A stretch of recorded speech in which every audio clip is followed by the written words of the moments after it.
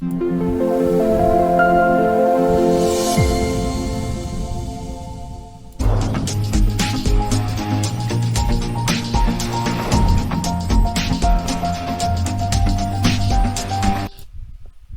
everybody. It's Justin Case of American Newscape rejoining our friend Scott Dudley from his green room for American Consciousness. Hello, Scott. Welcome back to American Newscape. I just painted the outside of my house, and this is the only room that matches it now. So Well, there you go. you're not green with jealous, but it's just a color that works for you, huh? It's and this is the only green room in the house, but it's like a broken clock. It's right twice a day, and when I painted the outside of the house, it's one of its original colors. So a color from back in the 1960s that when I was clearing off the wood, I found this color buried underneath 6 layers. I thought, you know what? Let's go with it. Let's roll it back. Let's do it again. How And cool? this is the only room that matches. How cool is that? So I guess you didn't need a primer coat. You just painted over the 50-year-old paint. Right? No, I actually had to prime it because every other color on top of it was a different color. And Okay. now, it's cool that I have one room that matches, but that means I have like 7 or 8 rooms that don't match. And my wife keeps looking at me and says, "When are we going to paint the living room?" I'm like, "Oh no." All right, Scott. Hey, you're ready for this. So why are we here and what we're going to talk about? It started coming up. I'll be honest. It started coming up when we were talking about our 8 ball show, because I started developing a Brer Rabbit version, basically, a version of sayings that we could put to the 8 ball and get answers from. But as usual, I spill all this out. And so when I go sit down at the dog park after walking around with the dogs a little bit, I start talking to the people in the dog park about sayings, about, does this make sense? How would it work? Could you answer these things? And it kind of opened up a can of worms. So, we've gone from coin to currency to checks to credit cards to Bitcoin. We've gone from writing letters to emails to text messages to some sort of psychic connection, I suppose. And I started thinking, as we talked about this, because we had young people and old people in the dog park, has folk wisdom left us? Have we left it? And that's an interesting topic. Well, I would assume the first forms of communication were wisdom that they were trying to share with the tribe, so to speak. Yeah, this is one of those things that I bring up in other contexts, um, like kava use. It's like 10,000 years of practice. People didn't hang on to stuff that didn't serve their needs. And I think the same thing goes for folk wisdom. Basically, if something proved itself to be false or not useful, it wouldn't have carried on through generations, right? Well, maybe. Yeah, it's like the cave drawings. There were no fat cave people in the cave drawings, so I must assume they had vanity. Or maybe their heavier brethren were slower and eaten by lions. It could be. So, all right. So you took this to the Or maybe dog. there wasn't any food. That doesn't escape me as a possibility either. Well, I don't know. They were pretty versatile. They could eat just about anything. So, um, what did no? So this kind of created an ongoing thing at the dog park. So what did you bring from that? I mean, what do you Well, have okay, for so us? the first thing when we started batting it around was was all of the contradictions in old sayings. So basically, we started playing a game. For every wise old saying you can do, can you figure out the opposite? And it's hard. I mean, it's easier with Google, right? But like, absence makes the heart grow fonder, or love the one you're with. Well, I don't, I really can't give, I don't know if it was Willie Nelson, but I really can't give credit to folk wisdom. Love the one you're with. I mean, that was just a line in a song, but people have carried it forward. Some people to advantage. Well, and when they wrote the song, that vibe, that phrase was already part of culture, right? Right, right. All Well, right, so I'll give you another one. Look before you leap, or he who hesitates is lost. you know, I'm sticking with look before you leap. Just good practice in the leaping arena. Hesitation, if you're running from the bear, you hesitates is eaten. So is yeah, he who hesitates is lost. you're right. So I don't know. I don't know. And if I'm being chased by a bear, I'm going to leap. I'm not going to look. Well, you want to run downhill because bears can't run downhill. Oh, interesting. I will write that down in my if I'm being chased by a bear thing in my head. Well, you need to know that. It's because of their bone structure. They just can't, with the front legs being what they are, they just can't go very fast downhill. They have to take their time. The only Serpentine. thing I knew was turtle up. Was protect your internal organs, lay on your stomach, and play dead. I would, having a lot of experience with bears from former boards that I sat on, I don't recommend turtling up. Trying to appear as big as you can is a good idea.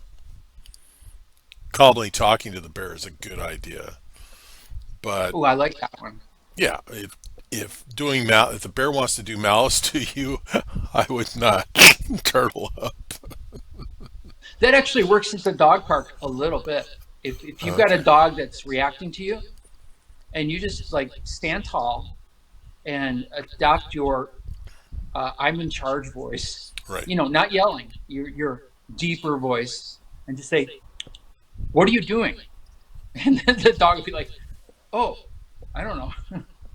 Right. Well, the dogs in our neighborhood, we just tell them to go home, and they all know where home is, and they go home. They may look Nice, disgusted, but they go home. nice. Yeah, it's funny because dogs running around loose is much less common than it was when I first moved into my neighborhood.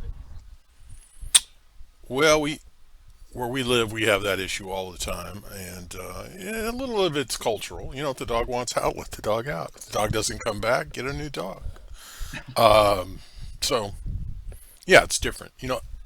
You, you're responsible for your dog. You're responsible for your pets. And that should be folk wisdom. I'll bet my grandparents Right. would say I that. was just give every dog his day, right? Isn't that the folk saying for dogs? I thought it was every dog is due. Maybe not. I don't know.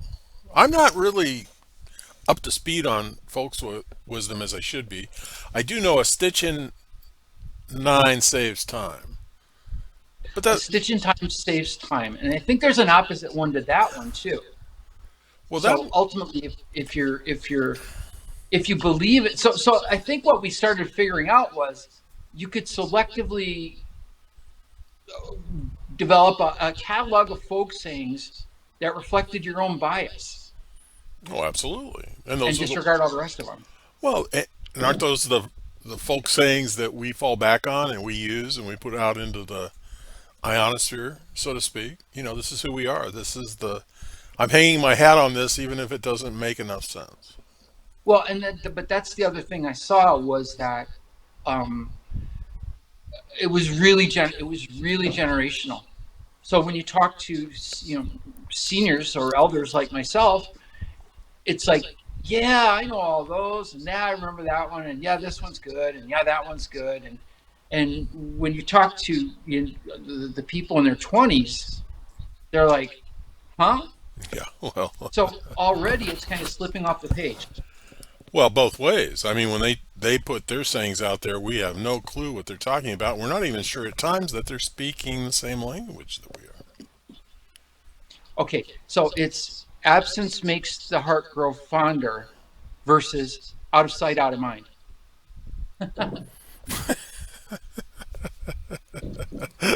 Well, I like that better than love the. If you're not with the one you love, love the one you're with. Yeah. Well, I think when you're about to go on a long journey, I think you lean across the table to your loved one and say, "Absence makes the heart grow fonder."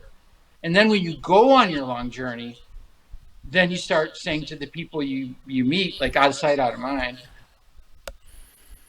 Well, maybe, or maybe that's a point where we can relax and put that out of our mind. Boy, I'm worried about these people in the dog park if they're coming up with all these peculiar interpretations of folk wisdom. Well, here's one: do opposites attract, or do birds of a feather flock together? Magnets, opposites attract. Birds of a feather tend to flock together, but it's not, nothing you can guarantee. Nothing There's you can still count. this inherent, and that was actually, I learned something about the dog park, that, because I always kind of gush about how diverse it is, and it really is, with ages, with political stances, with how we see it. But we have one thing in common: we all like dogs, and we all believe that dog parks are not some inherently dangerous or destructive environment. And that's not true for many dog owners. Many dog owners have kind of a like, it's a dog park, got to be Right. really scary. Well, and that's a good common belief that you share because it makes your dog park experience better. And there's Well, it's a lot. a lot of us can't understand the dog park concept, but the way you portray it to us, it's almost as if we should be hanging out at the dog park. You're more than welcome, except don't bring your cat, because that would be a problem.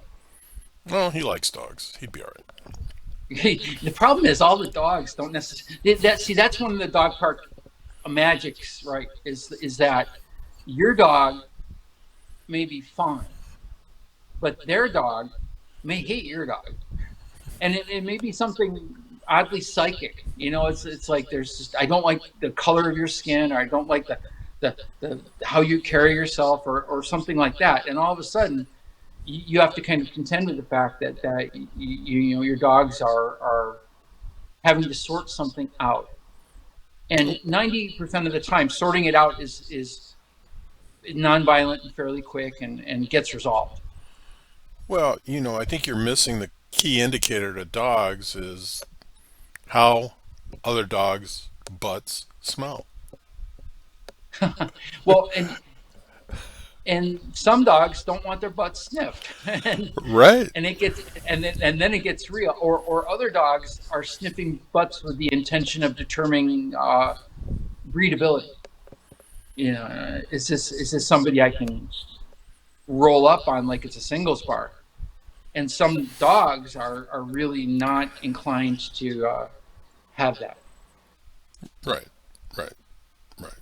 But Because but but the bias again is that everybody there likes dogs, and I think there's probably a certain casting type of person, like dog lover, that you could come up with some discrete characteristics of a person who's a dog lover versus a person who's indifferent.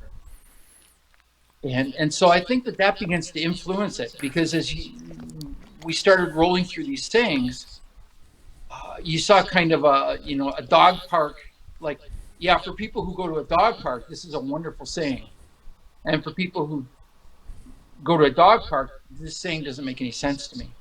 okay. Okay. And that may be the key going out, is that for each person listening, they may have like a group of sayings that really fill up their boat, because they confirm their belief systems. Well, And they may have a group of sayings that were like, "Ah, whatever."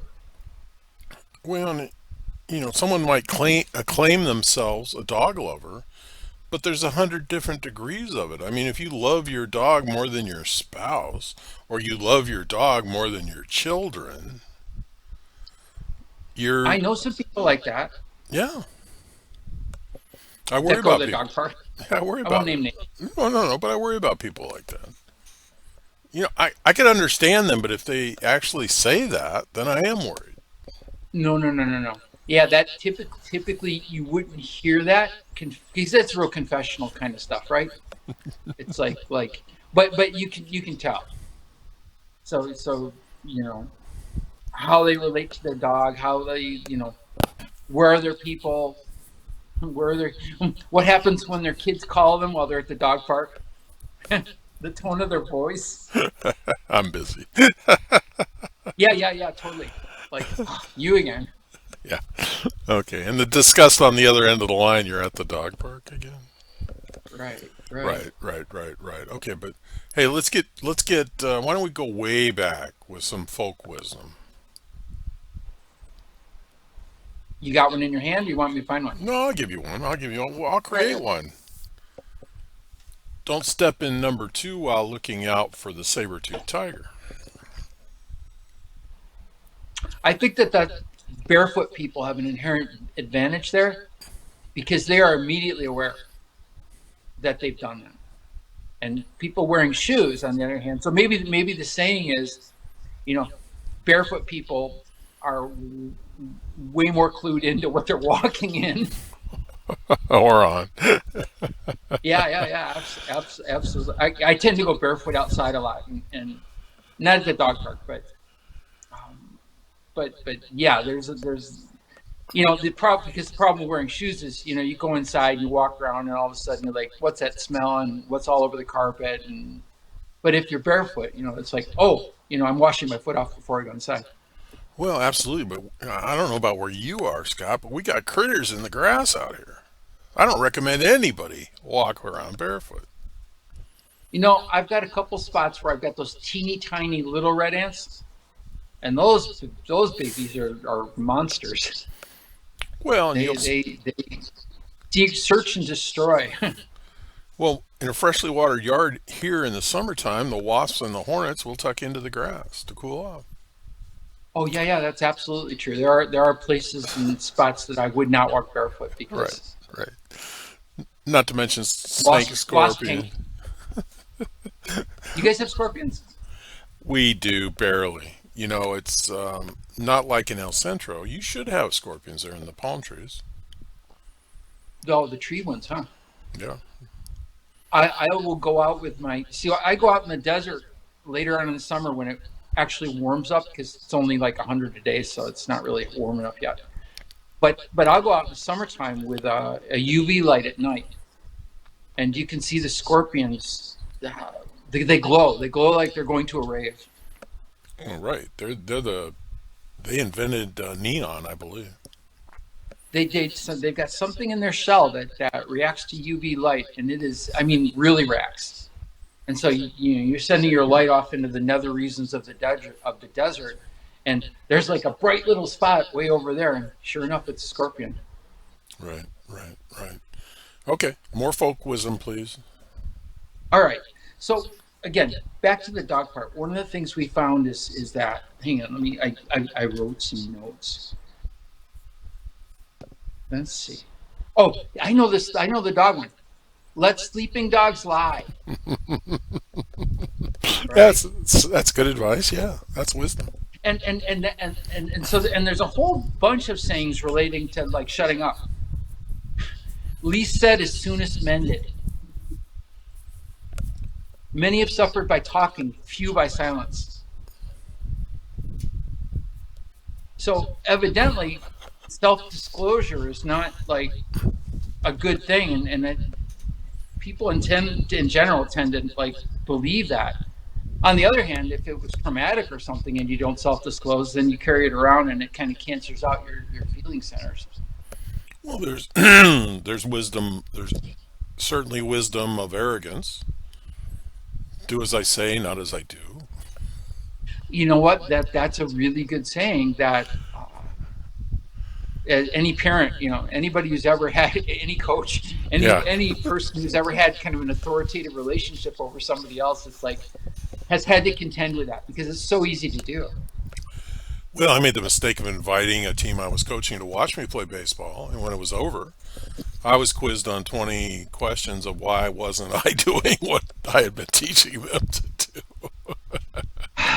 Because I'm Yeah. the grown up and they're the children, darn it. No, they were semi-adults. It's just I couldn't do what I was teaching them, so that was the reality. How about Jack Nicholson's classic line from The Shining?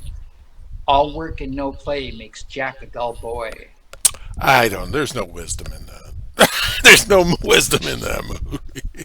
I'm sorry. Now you're going to give me Star Wars wisdom. Well, but no, there's a lot of other ones. Rest makes rusty. Labor warms, sloth harms. Labor is itself a pleasure. So they've been feeding us a lot of work harder sayings throughout probably humanity, I would expect. Well, my favorite book was Little Engine Who Could, but I don't consider that wisdom. That's just a mantra. I was what was it? The steam shovel. Remember this the steam shovel that dug out the hole? Uh, kind of. Same thing, but same thing. It was Timmy or Tommy, something. One of those. yeah, right. How about boys will be boys? Well, not in today's culture. Are we? It goes without saying. Are we considerably more aggressive than girls? Typically, I would say not in today's culture either. I think there's been a congealing of roles. I think there's. I would weigh in that there's definitely more fluidity. So there's more crossing, but if you look still at generalizations, if you look still at what we were what culture trains us to do, I think you find boys are still more aggressive. I mean, who gets kicked out of school for violence?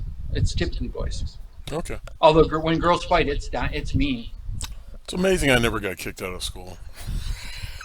Hey, I was kind of dangling there a couple of times, so it was a coin toss.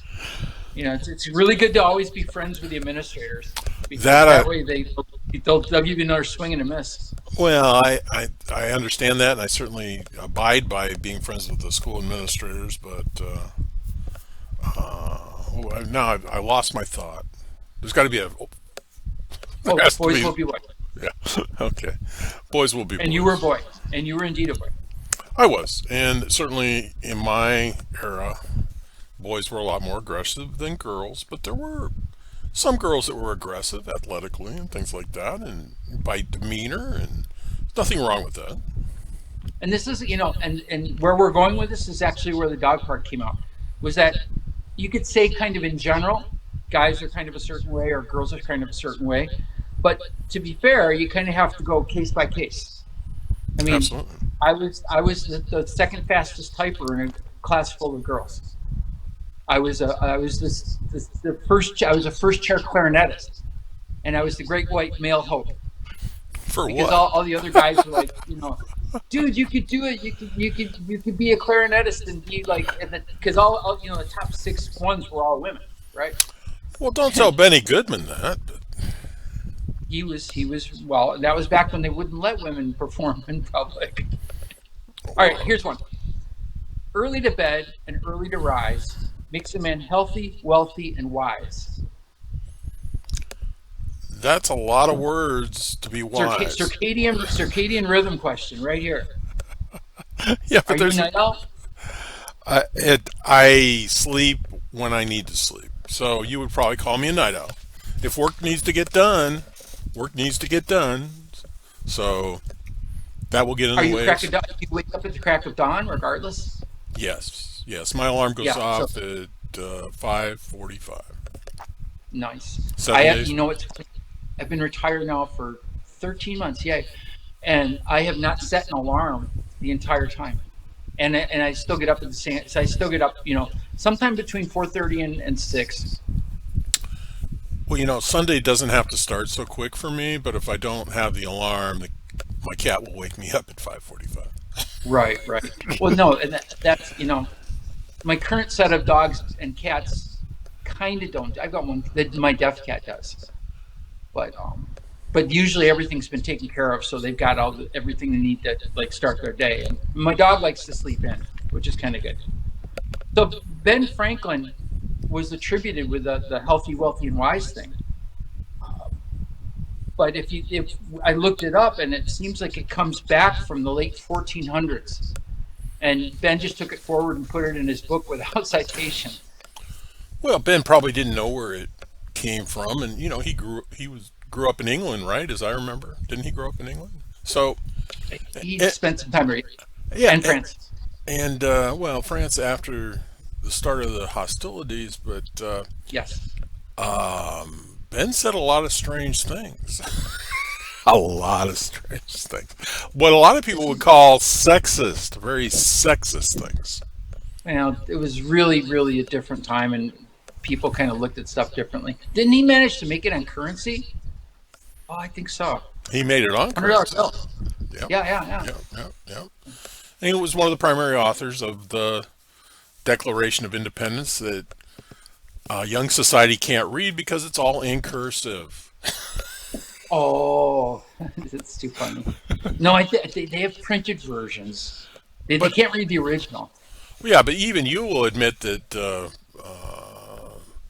the Bible has been translated so many times it's lost a lot in the translation. And which printed version are they reading? I mean, who are they trusting? They need to get to the basics. They need to get down to the truth. Read the original in its cursive state, and then if they need help defining certain words and things, we can try and help them then. The the Bible is a piece of work, and All right, and we could have a series of shows on the Bibles because a lot of it came from oral history. So it 100. wasn't even written down for like 300 years after whatever occurred. And so every time, you did you play telephone in elementary school where you whispered something in your classmate's ear and it whispered itself around the room? And by the time the person said it on the other side, it was completely different than what the opening statement was. Yeah, in real time. In real time, not 300 years after the Right, fact. right. So this is actually probably more significant. But if you're out there and you're going, well, I'm a Christian, I believe in the Bible. What do I do? I read whenever I go for biblical references. I go to the 1599 Geneva version, and you can find those just online now because the Gateway translation services will give you whichever type of Bible you want. But the 1599 version was before King James got his hands on it. And then he had a room full of editors going, well, that doesn't look good on the monarchy. I think we need to mellow it out a little bit. Well, it's kind of like, no offense to the new pope, but the Catholic religion said, I don't think these books need to even be in the Bible. Yeah, well, very, and those are the Gnostic scriptures are some of my favorite books. Yeah, yeah. So, there's nothing wrong with being a student of the Bible because it can be a wonderful journey, actually. Oh, absolutely. The problem for me is, as a person who kind of dabbles in stuff like that, is that you really begin to see the hypocrisy when people start, selectively trying to use the Bible to justify things, and they're using one sentence in a Bible taken completely out of context. And then there's like five other parts of the Bible, much as there are sayings that diverse from each other. There are five other things in the Bible that say completely the opposite. And you're like, well, you're using this really authoritatively when it's kind of murky. But Well, that's the way we are. yeah, absolutely. Lots of philosophers did a lot of writing with lots of interpretations, and that's what we have now. And pick up the version you like. Okay, I got one for you. Okay, Spoil the rod, or spare the rod, spoil the child. that's wisdom. Is it effective wisdom? It is Does it work? consequences. Yeah, consequences. I believe in consequences, and I think the earlier doesn't have to necessarily be a rod, but the No, earlier, we should do it. Tape nails to it or something, right? well, yeah, Real consequences. absolutely. You know, the younger the human beings learn there are consequences for actions, the better chance they have to be valuable to society. And I do Well, think and that's what I it's would all say about. too, right? I would say too that ultimately, if the action didn't have an inherent consequence, and I have to step in and make a consequence, then I probably have to think about what I'm trying to do. Because obviously, if you don't do your homework, you get a bad grade. Well, yeah, but But if you don't do your homework and they give you an A, I shouldn't be beating you. no, we're not talking about beating. We're giving someone the understanding of a consequence for their actions. And if you find pleasure in that, then you do have a problem. I mean, if you find pleasure in slapping your spouse, you have a serious problem. If you find pleasure in slapping your children, you have a real problem. Just like beating your dog, just like go on down the line. But if consequences aren't taught, what you see is the burning of cities. Are we clear? The burning of Portland, And the burning of Seattle. but Portland's not burned. They Oh, there was a lot of LA it. got LA got kind of burned in the LA riots, right? I mean, that was as close as you're going to see to like a large area of fire. Well, what we did learn from the LA fires that a lot of people were arrested for setting fires, but that evidence was swept under the rug. They didn't want to necessarily talk about that because they wanted to hold the deep pockets, the utility companies, liable. So, Which of course they roll back and then they charge me more money, and so I'm not so happy with that. right. And I think too many people don't, it's I went to Columbia. I wanted to be a racist and protest what I believed in, and there were consequences. And You know what? But the other thing, when you do that, and that's a person's choice, obviously, right, and if they act violently, the consequences are their choice. But anytime you gather a bunch of people and say there's going to be a protest on the corner of 10th Street and 12th Street, then you open yourself up to counterinsurgent actions. So I'm going to dress up like a hippie, and I'm going to show up and I'm going to break some windows, and then the hippies did it, right, and right. then I'm going to go home and take off my wig. So you really have to kind of watch all of the angles on this thing, because there certainly is that angle. Right, and it's always been that way. I remember being anti-protester movements and dealing with things in the past, and we rolled with our security, and the police took a back seat. So, and those were generally over communist actions about Ukraine or any of those countries that were being occupied, and it was just something that we believed in, that they shouldn't be occupied and those people shouldn't be put to death, which I understand. Yeah, there's typically, whenever there's a protest, there's a counter protest. Yes. And I don't believe they're as dangerous as they used to be, but there's consequences, and No, and that is, that is a really good point. I mean, I was part of the riot movement in the '60s, not like a person causing it, but as a child walking around trying to stay safe. right. And these things were dialed up and serious. Well, And you don't see that level of which is good, because you should be able to protest. You should be able to say, I think this is lousy, and right. regardless of which way you want to do that, and Well, that's fine. But you shouldn't be able to burn and break things. and there again, there's lots of ways to protest, and you're right. If there's consequences for your actions, then you need to pony up to those consequences and not whine about it. I'm, as a person who dropped Amazon, I'm paying $2 more for stuff that I buy now. But I'm also buying a lot more things. But I'm also buying a lot more things locally, which may be actually a good benefit for that. So Yeah, there's always costs and benefits. absolutely. So, One thing about spare the rod, spoil the child, and we learned this. I learned this a long time ago when I was doing parenting classes. Was the biblical foundation for that was the rod represented the rod of discipleship. And so basically, what they meant by spare the rod, spoil the child was, if you don't set a good example, your kid's not going to turn out very well. Your well, kid will be spoiled because you didn't set a leadership example that they could follow, because you didn't do the right thing and do it uh, loudly and proudly enough that the kid said, oh, this is how good people act. well, So absolutely. that was actually the foundation of that statement. Well, absolutely. Okay, riddle me this, Batman. All Why right. why did monks go into the room and whip their backs with, wasn't it olive branches? I think that the proper saying was, once bitten, twice shy. No,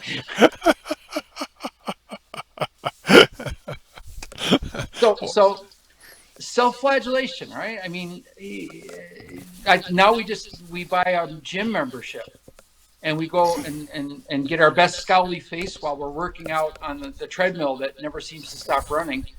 And then we go out afterwards and stop at, your favorite burger shop on the way home and undo all the damage we've done by running all the distance. Right, and then try and figure out how in the world you can get out from under the contract you have with the gym.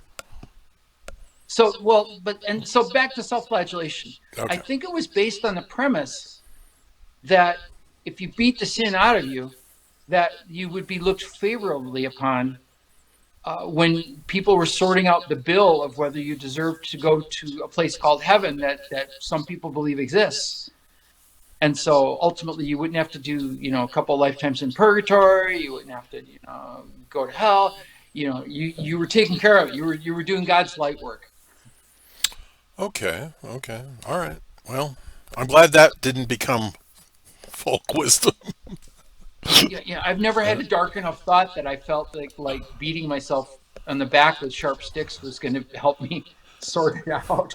No, but we have people all over the world that pay people to chain them to the wall and whip them. So they must get some. Maybe they're trying to get closer to God. I don't know. Next week on American Consciousness, safe words and how to select them. Stop. Stop is a good safe word. You're right? Right. No mas. No Yeah. mas. Yeah, Robert Duran. Roberto Duran, Yeah. one of the greatest athletes in the history of the world, and that's what he's saddled with. So once bitten, twice shy works, right? Because anybody who's been bitten by a dog or cat tends to not reach their hand into dogs' faces anymore or into cats' faces. And sadly, I'm an exception. Well, so are snake wranglers that harvest venom from snakes because they get bitten all the time. That's why they run around with anti venom. I read, I know you love scientific research, right? Okay. I read a research study yesterday that they took a bunch of rattlesnakes and they did a fake bootleg with a gene attached to it with a long enough angle on it so that they could basically put the boot on this wild rattlesnake out in the wild and see what happened. The rattlesnake only bit in 5% of the cases. Yeah. They ran away. Oh, the other thing they found out is that rattlesnakes bite without rattling. So rattling is like when they think they have a chance to notify you, they rattle. Yes. It's like, hey, I'm here, avoid me. I know a lot of people that have been bit and struck by rattlesnakes. I've been struck by rattlesnakes, not bit, and they did not rattle. And I Yes, looked down and I and said, that was actually part of their data too. Was that many times they'll strike you but not bite you. right, or So, they get stuck in your, your boots or whatever. But yeah, okay. So which is snakes. actually interestingly enough, cat wisdom as well. So when cats scratch you, they have a choice. They can try to do furrowed divots into your skin with their claws fully extended and pushing down really hard, or they can give you like a light scratch, claws out, but not really trying to hit a home run, or they can just bat you with their paw without putting their claws out. And you Yep. see cats really deliberately making these choices. No, they do, and they can stand on you, and a 10-pound cat can act like it weighs 40 pounds, and put the tips of their nails in you, and they're trying to make a point. Oh yeah, yeah, lots of little points. You know what that is, Justin? That is your cat is giving you cutaneous vaccinations against every biological germ that they carry in their claw. So that's the old way they used to treat smallpox. They would just poke your skin with smallpox infected things, and because it didn't get in your system very deeply, your body was able to develop immunity. your body was able to recognize it without it running over it. And so thank your cats for that, because now you're not going to get sick from cat poop or whatever else they walked in today Well, that's how they handle TB these days. with inoculations. No, they actually, yeah, they give you a small dose of it and they see how you Oh react. yeah, TV. You're right. I tasted TV. I was like, yeah, all right. Netflix. Yeah. All right, practice makes perfect. That's not true. But okay. But for some people, it is, right? No, it's When not. Michael Jordan, he spent hours and hours and hours and hours shooting jump shots, and it seems to have done some good. Absolutely, but he was not perfect. He didn't make them all. Oh, nice. Nice. So if it really made you perfect, you'd be batting 1,000. Well, absolutely, but it wouldn't be a game anymore. So maybe Michael knew that, so he just didn't want to make them all. All right. But How about two heads are better than one? well, I don't know if you'd say that with conjoined twins, but okay. How about Congress? Yeah. Boy, there should be there is some folk wisdom about Congress. Yeah, there's a lot of stuff about politicians, and all of which I want to pull out my Ambrose Bierce Devil's Dictionary and see what he says about politicians. Well, even I'll bring Shakespeare. that next. I'll bring that next week. Yeah, yeah. Shakespeare also. People Oh, recognized a long time ago. it's got like everybody Old claims habit. Old. old Oh, go habits ahead. die hard. No, old habits Yeah. die hard. Yeah, habits die hard. I don't think it matters if it's old or not. It's just habits die hard. Right. How about blood will tell? It's a horse racing Well, adage. it sounds like it came from General Patton, but okay. Or Dr. Mengele or somebody, huh? Well, yeah, Julius Caesar. I don't know. But ultimately, what it's saying is at the end of the day, your breeding will determine how you turn out as an individual. Okay. Well, I don't remember that as wisdom, and I never understood it to mean that if I ever heard it.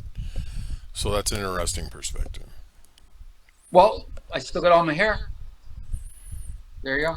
Breeding, And it's not my shampoo. but it's Yeah, it's my breeding. My mom's dad had all his hair, so I got. How about here's a pet related one. When the cat's away, the mice will play. that's reasonable. I watched Tom and Jerry, and that had to have been the definitive statement on cats and mice. I see that on a larger scale in my house with the cats and either the human who made the rules, like no cats on the counter. It's like if that human's away, the rule does not apply. So I would say probably for mice that's generally true too. What about for humans? Like if your boss is out of the room, are you like catching up on your social media? Well, I think there's people that have a propensity to do that at every turn. There's others that don't. There's people that actually want to get a good day's work done. Right. But that may be something that's starting to head to our rearview mirror. I mean, we did a show back when, not we, you and I, but me and behavioral health, did a show on quiet quitting. And ultimately what people felt was, I'm going to give you your money's worth. And so if you're not paying me very much, I ain't going to do very much. And they would figure out whatever the minimum was, and that's where they would stick. And they would feel okay about it, which is different than kind of going home going, gosh, I really should be working harder because that's what my belief system tells me is the right way to do things. Well, that So that transcends. one may be slipping away.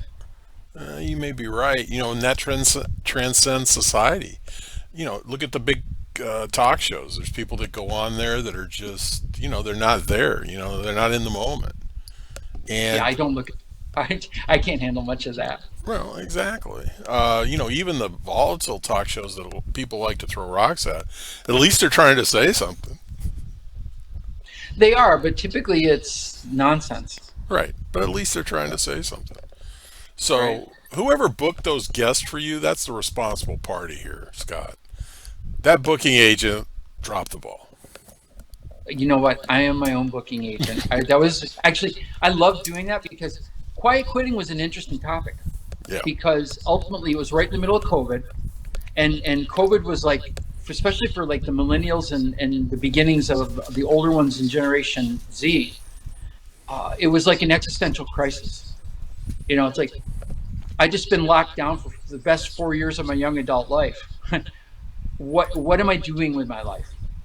And then there would be like showing up and working remotely on some thing that didn't change the world or make any difference or pay them enough money, and that kind of generated the vibe like I'm just a piece of machinery in this thing, and I'm not having it. So but it was, I think, COVID inspired when you get down to it. Well, I think it did, and there are a lot of people that didn't want to go back to the office where there might be expectations. I tried one day at home, and the expectations of me trying to concentrate on work in a house full of moving parts, including cats, uh, was like, no, you know what? I would rather be at work where I can kind of dial it in than being chased by the vacuum cleaner around my house. Well, almost 40 years ago, I decided to work from home. It took me 9 months to adjust, Yeah, yeah, I believe it. and I would could have never imagined. But and for those 9 months, I was a screw up. It was hard for me, and part of the hardness though was I liked work. I liked work, staying at work. Okay. I liked walking in my house at night, and it was like I was no longer the manager of unsolvable problems. Yeah, all I had to do was watch TV and pet the animals and be nice to my wife, and that was a lot easier standard than carrying around all the baggage of unsolvable problems. Well, absolutely, and you had that type of job. It's not, my favorite job was working in the grocery store as a kid because there were not a lot of great expectations. When it's done, it's done, Yeah, absolutely, which and is I always kind of cool. I enjoyed it. All right, I'm going to throw out some shaky ones, and Oh, even misery loves company.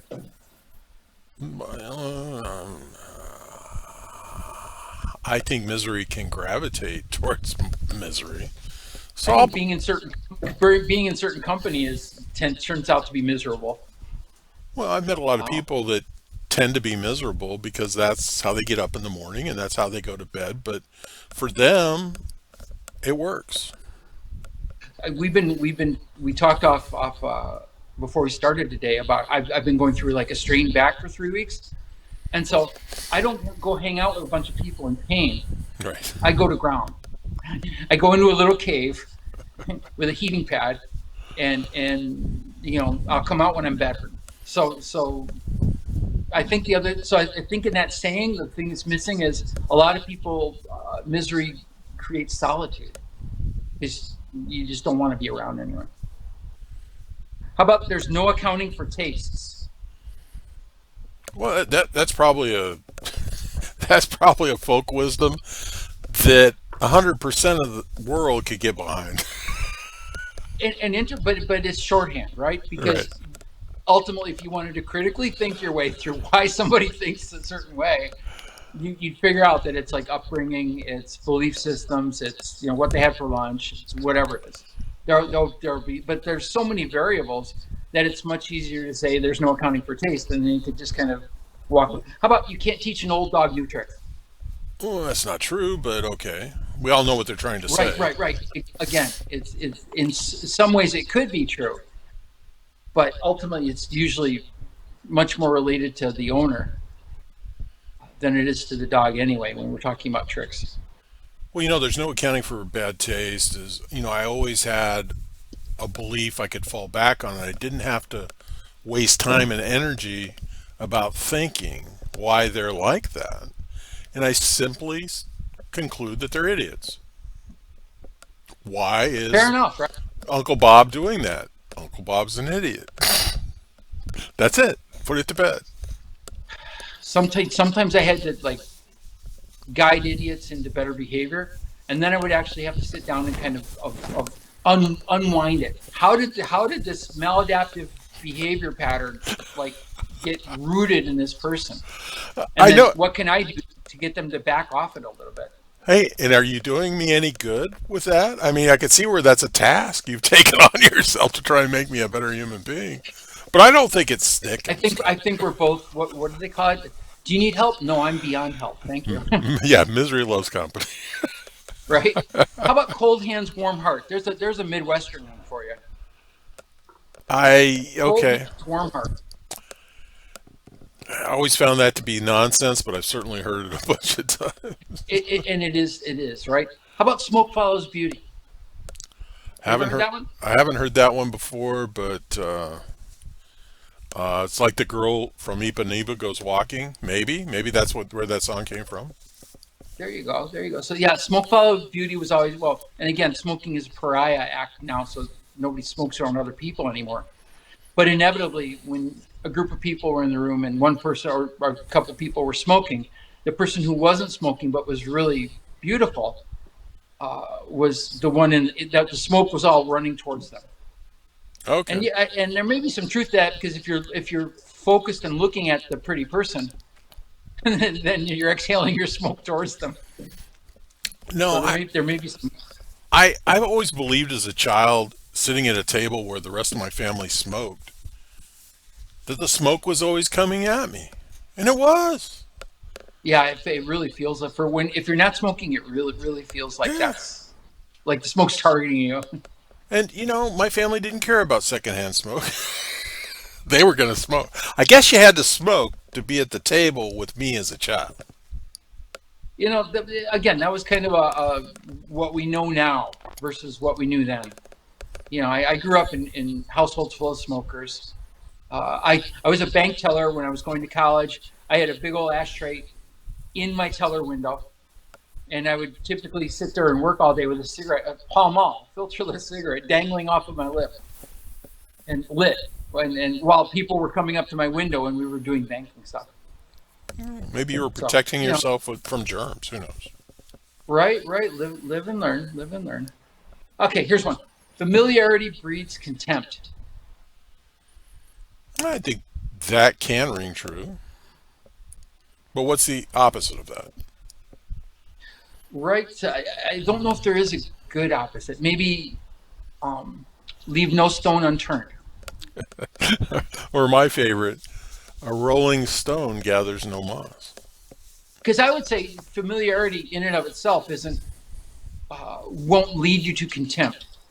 But familiarity, when if you dive into, if you critically think your way through this thing that you're immersed in, probably will let you see that there's some holes in it, or that there's some things that aren't really true or aren't done better. I think that would be hmm, as a student of religions, that was problematic.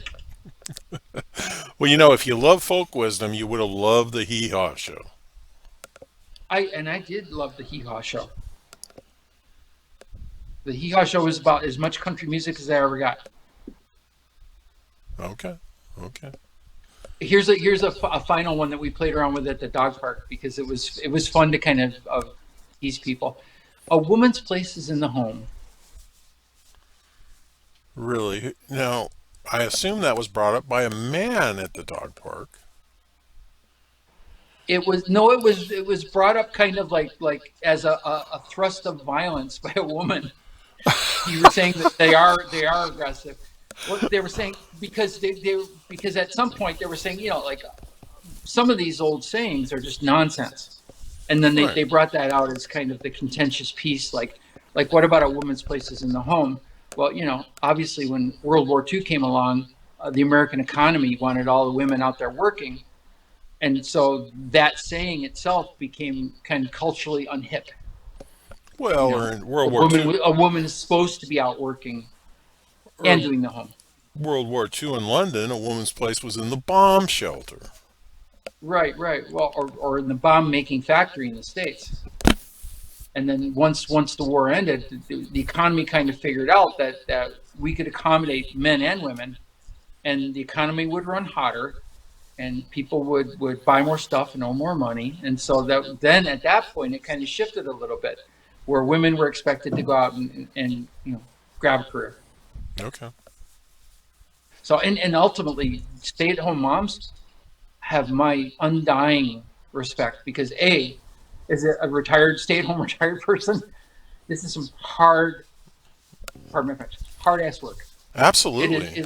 it is never ending. It is you could do 12 hours a day and there would still be dirty stuff around. So there's that. But then the other thing is the whole kind of lack of respect that you get when you go out like in social gatherings and everybody sits around and kind of they're what can we talk about? Our lived experience. Well, if everybody else is out in the streets having a career, then they sit around and kind of compare careers. Well, And yeah, then but you say, there's an old axiom for that, or wisdom. Spare the rod, spoil the idiot. I mean, if some idiot's out there believing his life is more important than others, certainly someone that's staying home and taking care of a household or children, tell him that Justin Case just wants to slap him to make him a better person. right. Well, but that's one of the tricks about communication in general. And so when you get together with people, it's always like story swapping, which means you don't really listen to the person who's telling their story, other than to kind of figure out the segue to your story. We need to get you running in better circles, Scott. Right. And the dog park is a mighty good circle. It keeps me grounded. It keeps me honest. And Well, I agree and with you. I've never been there, but just the perspectives that they have, and they put energy into trying to contribute to what we're doing. I have a lot of respect for those people, even if I don't well, always and agree with them. it's neat because and that's kind of neat though because you have to be you can't just like float out an idea and have it not get challenged. Right. And Yeah. so ultimately that's kind of and what that does is in the end of the day, your ideas are better because they've run the gauntlet. Yeah, well, absolutely. The only time I wavered on respect for you was when you had to bring up those damn unicorns. But then I thought Well, about the rovers, and it kind of made I could I know accept that it. that song it hit me right at the right developmental point. Me too. But I have as much respect for them as humpty-backed camels and Right. chimpanzees. And Yeah. chimpanzees. That was amazing time.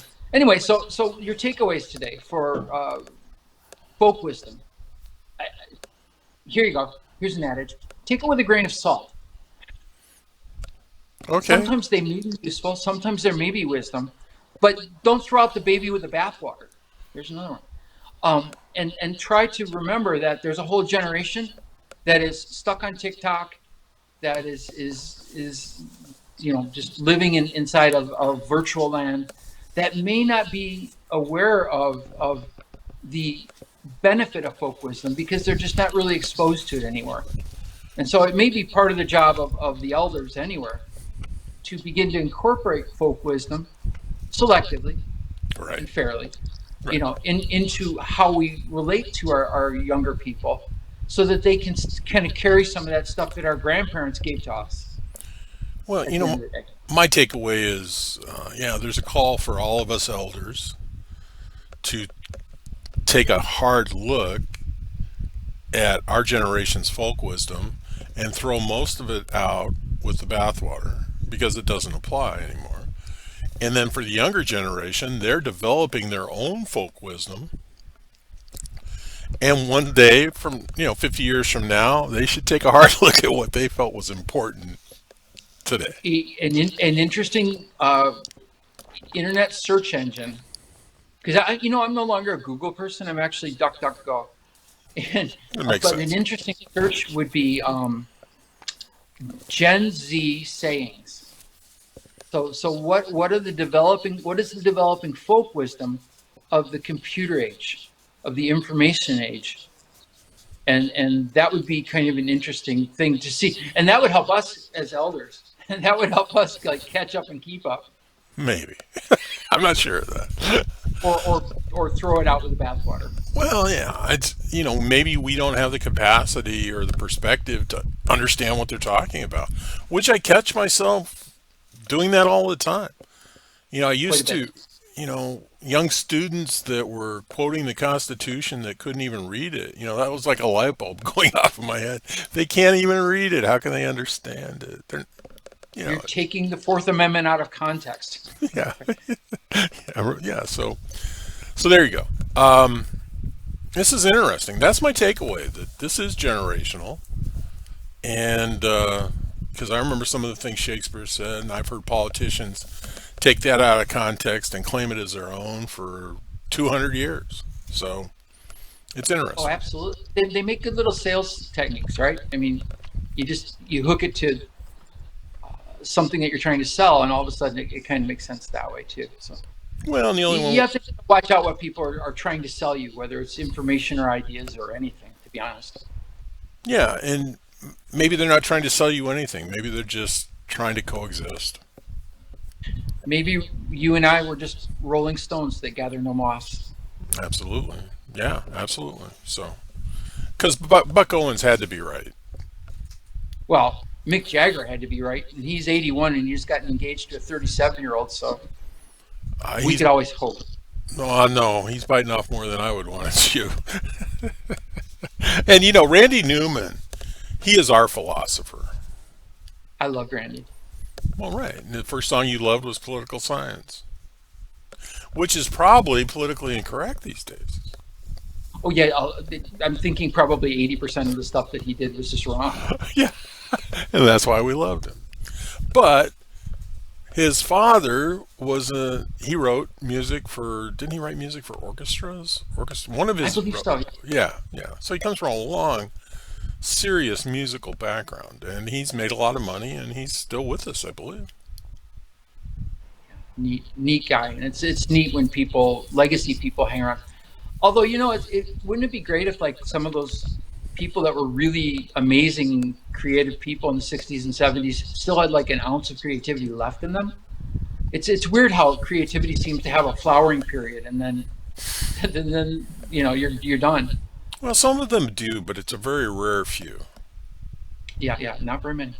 And, that's why, that torch singer in his 70s that's retained his voice, that's amazing. I mean, it's just, and it shocks us. So, did they sell their souls to the devil? Is that folk wisdom? I don't know. Well, I'm always kind of like, what there's a saying about this. What is it? Sour grapes. Something about sour grapes. The out of Brer Rabbit, with the fox. I'm always saying, you know what? They're a good singer because they've got like a vocal surgeon scraping their vocal cords and a vocal coach like helping them every morning, and they're drinking $10 a cup tea that's like magically coating their throat with good vibes. So I'm always kind of the grouchy person who's saying, yeah, if I had $1 million, I could be pretty too. Okay. You could be Elvis. Thank you very much. All Right. right. Well, I could, because peanut butter and banana and mayonnaise sandwiches are actually on my list. Oh, there you go.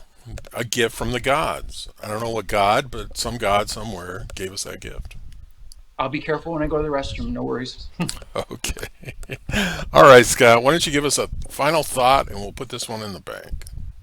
Final thought. Think about sayings, but now you have to think about whether they need to be baby or bathwater, and then think about if they're legacy.